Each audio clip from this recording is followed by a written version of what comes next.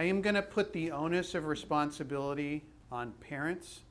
And if you are a young adult, if you are traveling by yourself, I think you need to pay close attention. If you are a young adult and you have somebody traveling with you, I'm going to put the onus of responsibility equally on them so that the person with you knows exactly what it is they should be paying attention to. So this is definitely the model of put your mask on first, parents, so that you can better be able to assist the person next to you. So what I want to do in the next 10 or 15 minutes is expand your thinking around everything that you do before you purchase an airline ticket. Okay? So the first question I want you to ask yourself is, can my child do this? I think you have to be very realistic about that with yourself. If your answer to that question is no, it's not the airport's fault that your child can't tolerate a 17-hour flight. So I think some of the things that we'll talk about now might help mitigate those circumstances so that it can become possible. A good test that I always think about is, how can the individual that is traveling, or how can the young person with some special needs or disabilities tolerate sitting in a chair in your home for the length of the flight and not getting up, or getting up once or twice? That's a fairly good litmus test. And you know, if you just think about that as a construct in your head, it'll give you a good indicator of kind of how it's going to play out, magnified with other people around, and then all the other sensory inputs that are coming from the airport. I think you need to think very carefully about the trip that you're going to take. I think that you need to think about, to get to Audrey's question here, I think you need to think about the length of your trip. I'm not saying you can't make a 17-hour trip. There are a number of ways to make a 17-hour trip. You could go from here to Italy in a number of different ways. If your child can tolerate that length of a trip, go ahead and buy the nonstop flight. If your child cannot tolerate that length of a flight and you can only do it in chunks, then you plan a night in New York. You plan a night in London. You take the train to Italy. I do not know what the individual tolerance levels of each of your circumstances are, but I encourage you to think about that before you purchase a ticket. The old adage of a nonstop flight is always not the something that we would want. You always want to take the stop where you make stops is a bad thing. Sometimes making stops could be a good thing. If you've got a little one who needs to burn off a little energy in Denver between here and New York, then 2 hours in the airport and letting them burn off a little energy running around the terminal, not a bad thing. So I want you to think about that as you choose and think about the configuration of your trip. We want you to think about the day that you are choosing to travel. I personally choose for myself with my child, and my child has, my child is, if you saw my child and she was sitting here, you would think she was kind of the average child on the street, but trust me, you do not want to deal with my child when she is having a tantrum or upset or something like that and her special needs come through. I want you to think about the day, the best day of travel. For me, it's like a Saturday morning. It's not like a Monday morning rush hour. It's not the Friday after Thanksgiving. I want you to think about, when is there going to be the least amount of disruption or disturbance at the airport, and that is a good time for you. I want you to think about what time of day is the best time of day of functioning for your child, right? 6 a.m., not a good choice for me. The first flight out because it's $20 cheaper, not a good choice for me because my kid is a bear in the morning. And if I have to wake her up at 3 and take her to the airport and then run her through that whole routine, we're setting her up for failure. So I want you to think about the time of day in which you are traveling. I want you to think about information is available now on the types of planes that are available for flights. I want you to think about that. I recently had an experience with my own child where we actually took her on a turboprop. Not a great idea, Dr. Glenn, because the turboprop next to her in the seat was spinning and creating visual havoc for her, and that just went all cattywampus and turned out to be a bad experience. Also, you know that even ourselves, that the insides of airplanes feel differently because of different size. There's larger airplanes, there's smaller airplanes.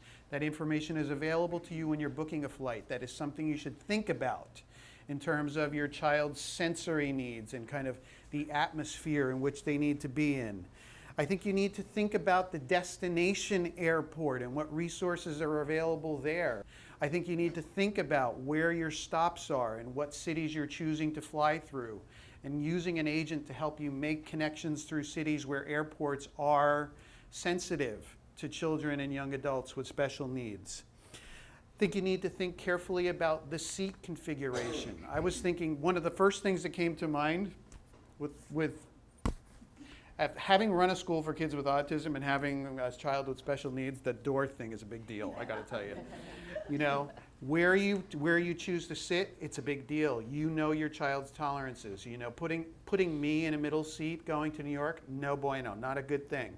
So for your child, probably not a good thing. If it's at the window, do they need that kind of that seclusion as best they can? Do you need to request a bulkhead? Do they need to be in the front? Do they need to be in the back? I want you to think about all these things before you purchase your ticket.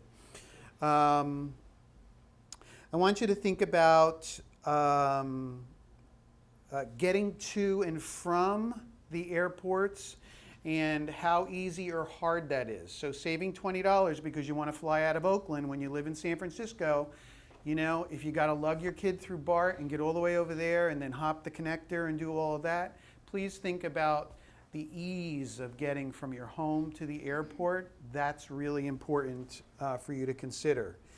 You need to understand some of the logistics of the flight. This information is available to you. So if your child is a child, and many children need some type of sensory input or music or things like that, if you're relying on the airline for that, I would not take that chance. I would bring my own, and I would make sure that you are set for whatever music, whatever sensory limiting material or headphones your child needs. You bring that, because if the system's down on the airplane, the plane is going to fly anyway, you're out of luck. So think about that. I covered the best time of day. I want you to think about, as you're planning this trip, I want you to think about who's going on this trip. Because you know your child, individuals traveling, you know who you do best with, right? If I've got twin boys and one boy is living with autism and one is not, I don't know if together they create havoc together, but individually one is more manageable than the other. Do you and your partner need to divide and conquer? So I want you to think about, do we need to do different flights? Do we need to do different days of travel? Think about that before you purchase a ticket. Let's see, what did I do with my page? Here. Couple of other things. Not saying this is true for your child, but as you begin to think about this trip, as you begin to plan this trip, I always find it's best not to hype the trip up beforehand. I'll tell you just a short anecdotal story. My child, when she was 4 years old, when we were preparing to go to Hawaii for the first time, and we were all excited, because I was really excited to go, she, for 1 week before we went on that trip, slept inside the suitcase next to the bed to prepare herself for the fact that we were not going to be in our home and we were going to be going away, and this was her unique way of processing it. So there might have been a little too much hype on my part. Not that I want to spring surprises on anybody, but I think you just want to monitor how much energy you put around that. You know your child the best. Understand the laws and regulations of the destination airport that you're going to. We are lucky enough to have a first-class airport in San Francisco International. And also, finally, my final thing that I consider before I purchase the ticket is, do I need travel insurance? Because the travel insurance investment is a pretty cheap investment if you need it to cover it. And I'll tell you, I know when my kid looks at me from the bed if it's going to be a good day or a bad day. I know you do too. And I know some of you living with some special circumstances know that certain days are good days and certain days are bad days. If it's a bad day, you've always got your trip insurance to fall back on.